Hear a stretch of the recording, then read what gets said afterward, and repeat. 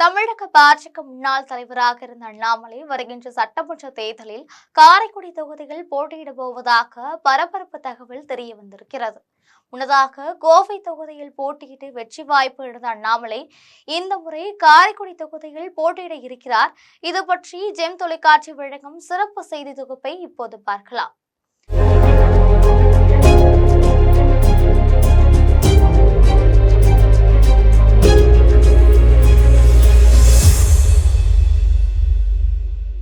தமிழக அரசியலில் பாஜக என்ற மிகப்பெரிய புயலை கிளப்பியவர் அண்ணாமலை.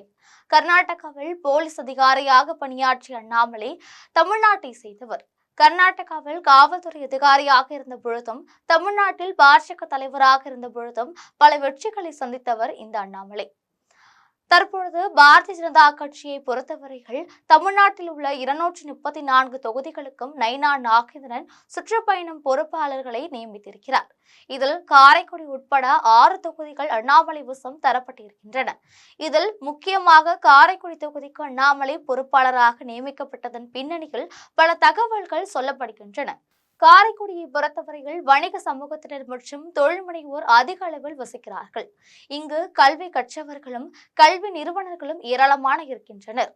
வணிக மையமாக திகழும் காரைக்குடி தொகுதிகள் பிரதமர் மோடியின் பொருளாதார கொள்கைகளுக்கு அதிக அளவு ஆதரவு இருப்பதாக ஒரு கருத்து கணிப்பு உளவுத்துறை மூலம் டெல்லி பாஜக மேலிடத்திற்கு தெரிவிக்கப்பட்டிருக்கிறது. இந்த நிலையில் தற்போது புதிதாக டெல்லி பாஜக மேலிடத்திலிருந்து தமிழக பாஜகவுக்கு ஒரு புதிய உத்தரவு பறந்திருக்கிறது. அந்த வகையில் பாரதிய ஜனதா கட்சி வெற்றி பெற வாய்ப்புள்ள தொகுதிகளை மிக சரியாக பயன்படுத்திக் கொள்ளுங்கள். இதில் பாரபட்சம், தனிப்பட்ட விருப்பம் என எதையும் காட்டிக்கொள்ள வேண்டாம். தமக்கு வெற்றி முக்கியம் என உத்தரவு பறந்திருக்கிறது. அதன் அடிப்படையில் அண்ணாமலையை ஒரு நட்சத்திர வேட்பாளராக டெல்லி பாஜக மேலிடம் பார்க்கிறது. ஏற்கனவே கல்வி கற்றவர்கள் மத்தியில் அண்ணாமலைக்கு தனிப்பட்ட செல்வாக்கு இருக்கிறது. இந்த அடிப்படையில் காரைக்குடி தொகுதிகள் அண்ணாமலையை நிறுத்தினால் நிச்சயமாக அவர் வெற்றி பெறுவார் என டெல்லி பாஜக நம்புகிறது. இதன் அடிப்படையில் காரைக்குடி உட்பட 6 தொகுதிகளுக்கு அவரை முக்கிய பொறுப்பாளராக நியமனம் செய்திருக்கிறது என்கிறார்கள். காரைக்குடி பொறுப்பாளர்கள் அண்ணாமலை நியமிக்கப்பட்டு இருப்பதால் அந்த தொகுதி பற்றி அவர் முழுவதுமாக அறிந்து கொள்ள முடிவு என்பது பின்னணி திட்டமாக பார்க்கப்படுகிறது. அந்த வகையில் கடந்த தேர்தலில் கோவை தொகுதியில் போட்டியிட்டு வெற்றி வாய்ப்பு இழந்த அண்ணாமலை இந்த முறை காரைக்குடி தொகுதிகள் போட்டியிட்டு வெற்றி பெறுவார் என பாஜக நம்புகிறது.